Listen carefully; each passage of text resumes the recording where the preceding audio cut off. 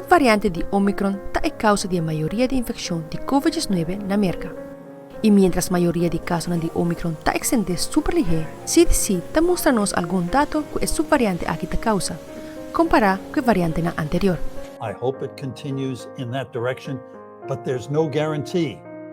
El último subvariante de omicron está representando más de 40% de casos de Covid-19 en América, como también a nivel mundial, especialmente en China. Es aquí después que el país ha quitado toda medida de COVID.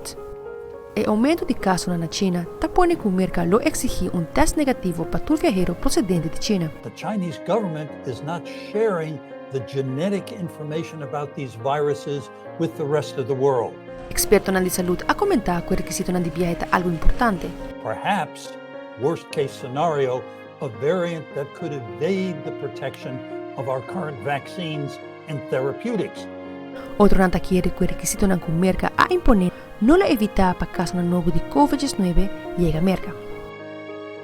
But it's something that we can do to help protect the citizens of the United States.